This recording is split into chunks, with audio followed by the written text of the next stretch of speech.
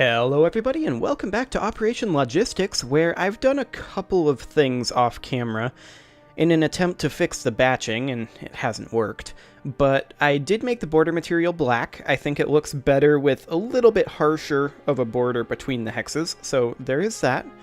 I also took the directional light, made that static for right now. It didn't work, but I was hoping that would help the instancing. I also changed it to real-time mode instead of being in mixed mode, so there is that. And also, it brought the intensity back down to 1. I just set that back up to 3, although that feels a little high. Maybe we'll try 2.5. Let's see how that feels. Yeah, that's about right. Okay. So we still need to try to fix this instancing issue. So you can see right now that we have way too many batches for our draw calls. So I'm going to pull the frame debug back in here and we'll enable that. And let's take a quick look here.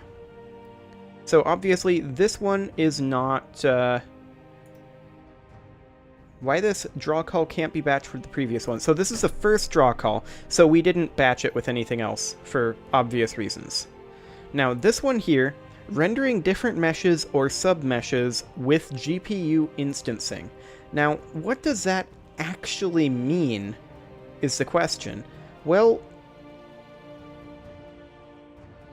it's trying to GPU instance, but it thinks that there's different meshes or sub-meshes, which is intriguing to me, for the reason of, we have only this one mesh. That's it. We have no other meshes.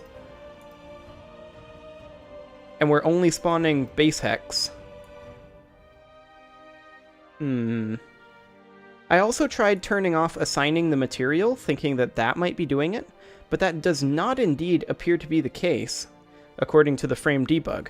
The frame debug is indicating that it might just be because we have multiple different types of hex? Like, I just had a thought. What if changing the mesh colors is causing it to register as a different mesh each time? If that's the case, then let's just comment this out to test. And for right now, we will also not have a reference to the mesh filter. I've done this before and it didn't cause batching issues, but that was... hey, look at that! Well, there you have it. So setting the mesh colors is causing the batching issues, which is certainly intriguing to me. We also cannot click on water hexes, but that's normal. And because I disabled the subhexes, they weren't showing up. Let me re-enable those.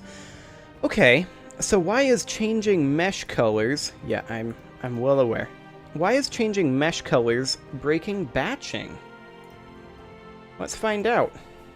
Unity, changing mesh color, break batching. That didn't used to break batching. So let's see here. Changed in script mesh property to shared mesh. Changed script again. Okay, that's weird. Yeah, vertex colors are assigned to the mesh, not material properties, so you can batch together meshes with different colored verts. Be sure to have batching enabled under project player settings. Well, let's check that. Project player. And let's see, dynamic batching. Okay. There's the problem. Dynamic batching wasn't enabled. That's a little weird.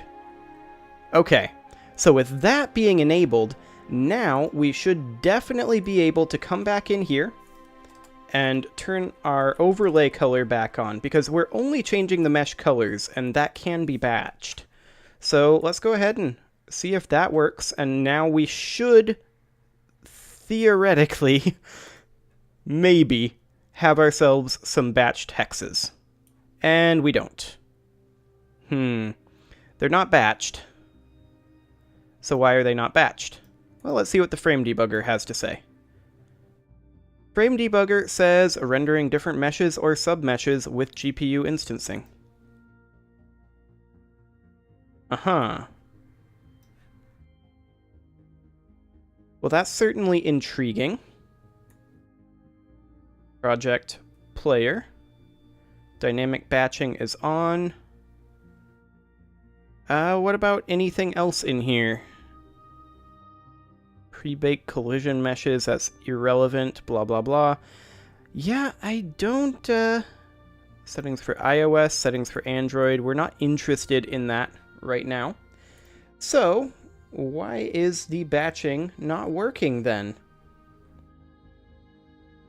This should be batching together.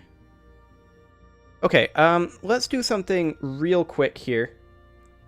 This person is indicating that by changing, instead of doing mf.mesh.colors32, they're claiming that they changed all of this to shared mesh and then put it back, and then it started working.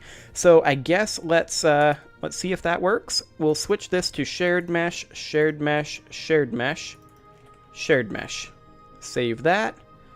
And so this should color them all the same color. It's not what we're looking for, but hopefully they'll batch. They are batched. They are colored all the same color as expected. Okay. So with them being batched there, what happens if we put this back to simply mesh? So that way we're only changing the mesh of this mesh filter. It could be that this is a change in Unity, and that Unity just doesn't support this anymore, because yeah, they're not batched anymore. Let's see. All quads became black, then I changed script again and put mesh back, and here we are, one batch for at least 6 quads colored with different colors. I suspect that I forgot to turn off some checkbox somewhere or read some manual article. After that, it looks like that changing shared mesh colors changed something else as well.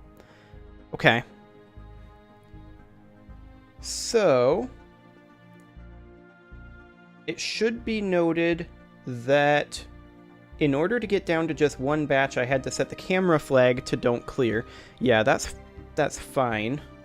Drawing the background / skybox takes at least one batch on its own. That's normal.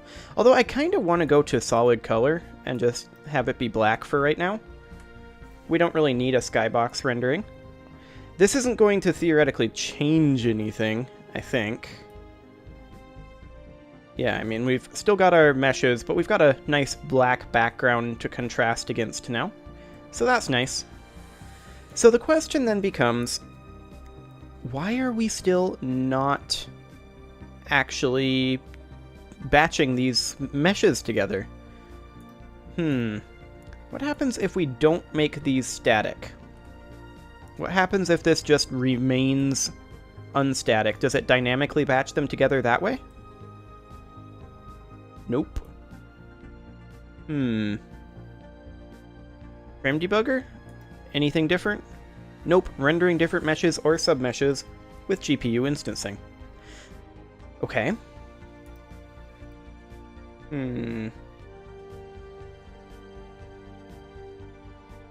Vertex colors is the proper way to do this. So the question then is,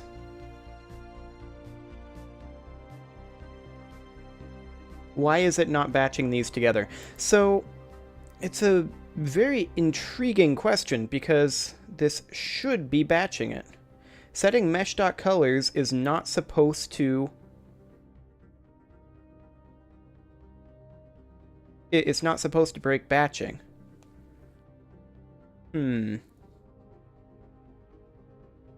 Mesh.colors array sets the vertex colors. Yep, I'm well aware about that.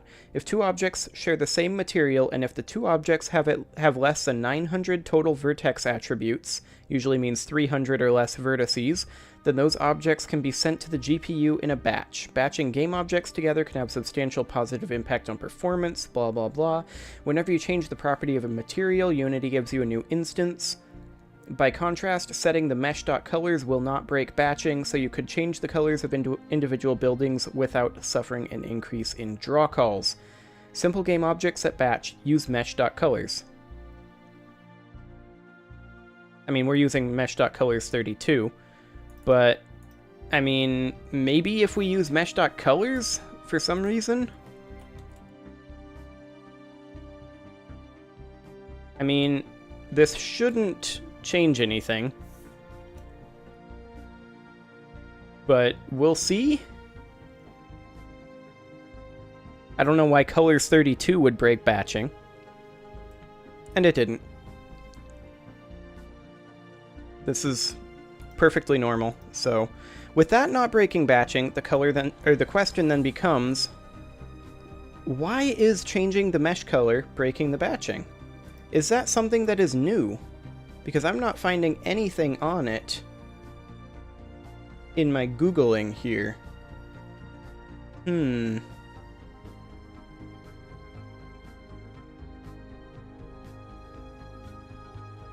We made sure that dynamic batching is on. We'll turn static back on. Actually, we're spawning these partway through, so maybe they shouldn't be flagged static. It's possible. But let's go back into our player here. Make sure that dynamic batching is on. Maybe we can turn GPU skinning off and see if that'll do it? I don't know why that would. Yeah, that didn't do it. We've got 32,000 batches here, which means that the majority of our time is being spent on these draw calls. Huh. That's a little bit odd, to be sure. Well, I can definitely turn that back on. We'll try turning graphics jobs on. I don't think that'll do anything. Yeah, no change there. So apparently changing mesh.colors32 is now, and this is a new thing in Unity apparently, and that they recently changed from what I can tell, or it's a bug, but changing the mesh colors, the vertex colors of the mesh, is creating a new mesh instance. Which is weird, because they aren't supposed to.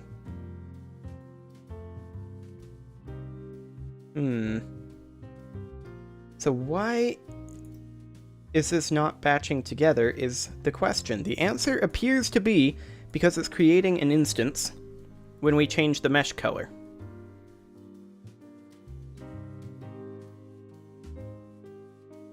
But why? So we're grabbing the mesh.vertex count here. Otherwise it equals, yeah, that's all pretty normal there. And then we iterate through and set our array to be equal to this. That's fine. And we can make this a little bit more in-depth later on, so we can change different portions of different meshes, maybe, if we can get this to work with batching. But if we disable this, then they batch together in about 70 batches, which is what we'd expect, given that it has a vertice limit of somewhere around 300. So this really should fix the batching here, because vertex colors are assigned to the mesh, not material properties.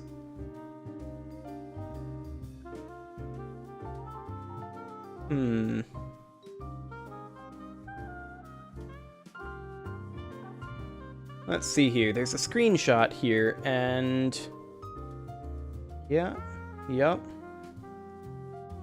Maybe it's our rendering path? Why would it be our rendering path, though? Let's see here. What is our rendering? Oh, we're already here. What is our rendering path in our main camera? Are we in deferred? We are in deferred. What happens if we go to forward rendering? Does it batch in forward rendering? No. It does not. Well, let's check our graphics settings here. And let's see. Built-in shader settings. Is there anything in here? No. No, there is not. Okay, well, let's check our player then. There really shouldn't be anything here because we already checked dynamic batching. I don't think we need these on anymore. I don't actually know what they do. Optimize mesh data, vertex compression. Hang on.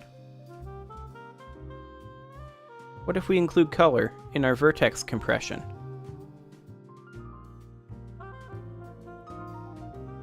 Maybe that's the problem? Nope. That is not the problem. But we should still probably include that. Also, since when are these green? Oh yeah, that's correct. We did that before, if I recall correctly. I like how there's this one area of undeveloped land up here. That's nice. Anyway, I really do want to try to figure out what's going on with this batching here, because it's very frustrating to me. This was working previously, because it shouldn't have an issue.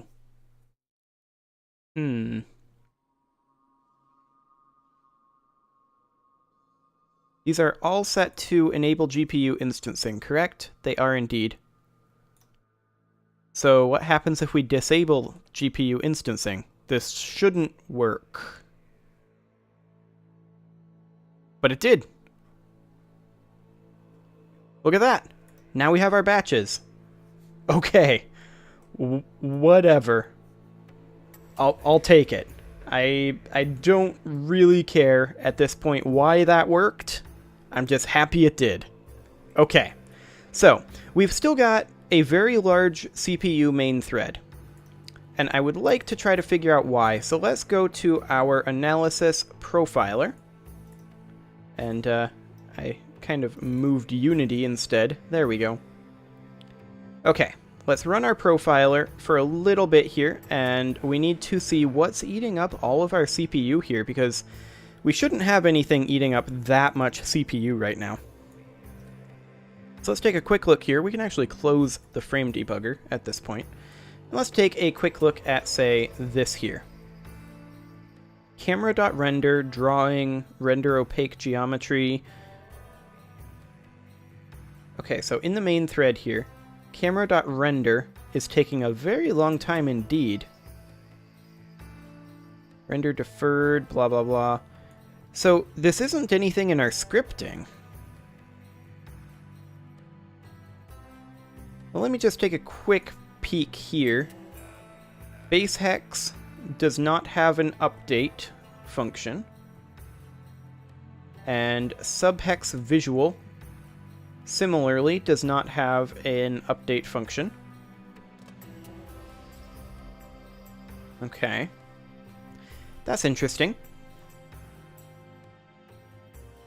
So, one thing we can certainly do is we can take from the base hex here, we can grab the set overlay color function. We're going to need that in subhex visual. Oh, we have it already. Never mind. Okay, so we have this here. So when we turn this on in the base hex is where we turn this on. So we do that here, subhex visual.setActive. So this is actually a game object.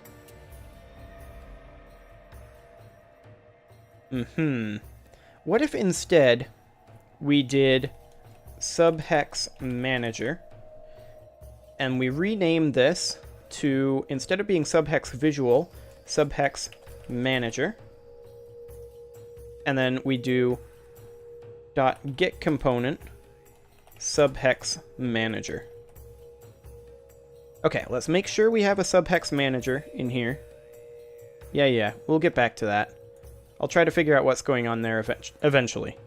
We do have a subhex manager here. Okay, profiler, you can go ahead and close for right now. I do wonder why the CPU thread is so high with 24 batches. Anyway. Yeah. I'm well aware. Subhex manager, we need to do subhex manager.gameObject.setActive. Okay, and we'll do the same thing here. Excellent.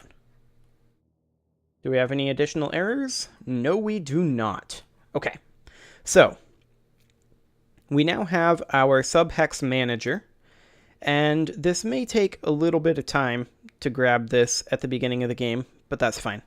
So the subhex manager.gameObject.setActive, so we're turning it off here. We don't need to do anything else with it off.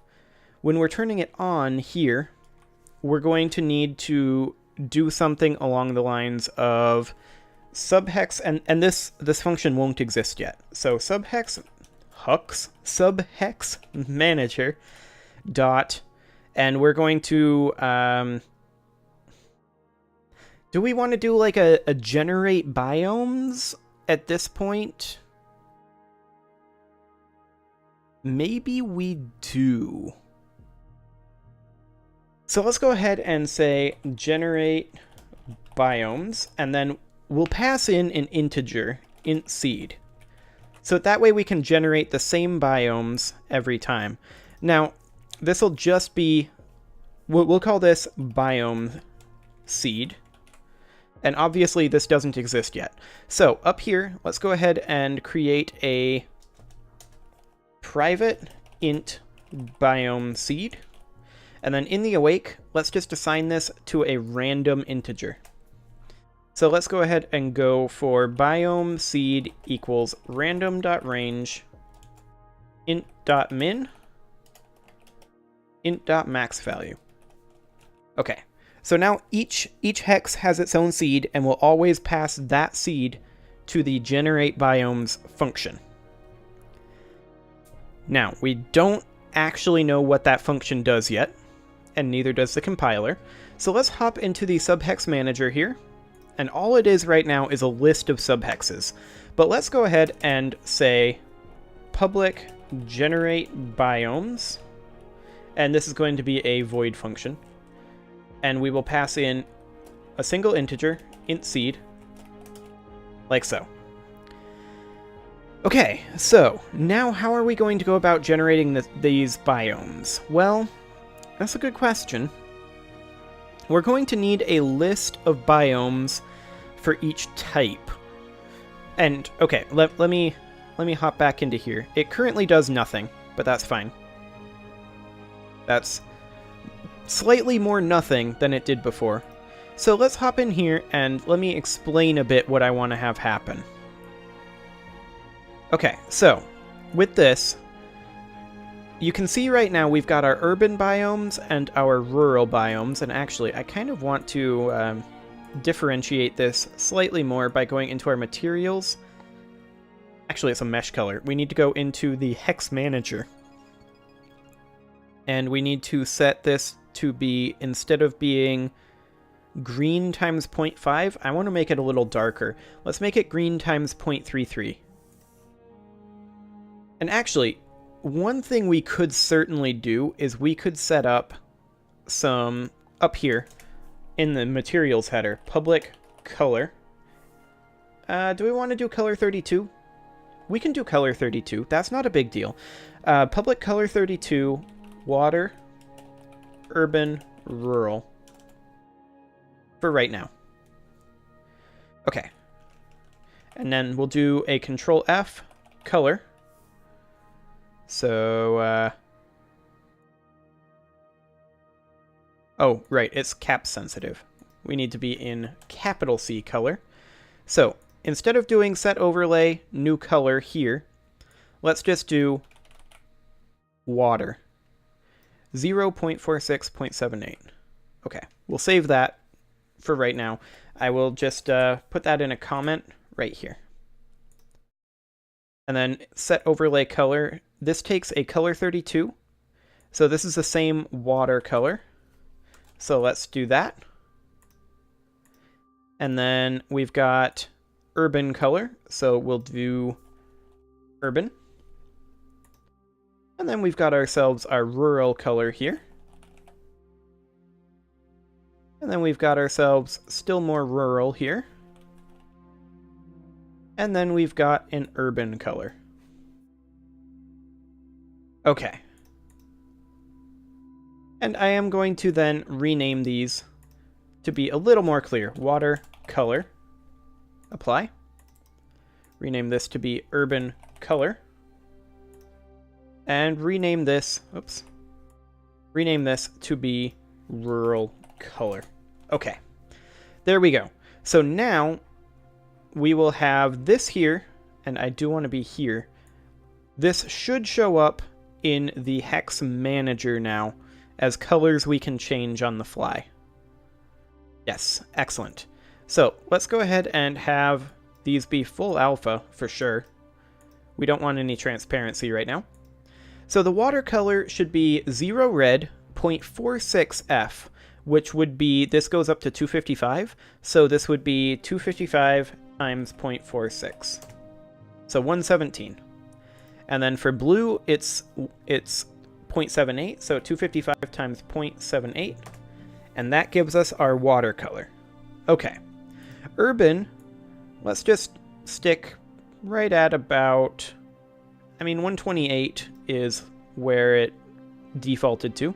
And then rural, let's go ahead and have that be, well, this is full green, and then green times 0.33 would have been, oops, 255 times 0.33 would have been right there.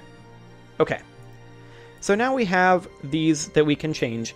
We change them at runtime. If we change them as we're going through the game, it will have no effect. It's not going to go back through and change every mesh color. But here we are. Yeah, I like it better with a slightly deeper green. Excellent.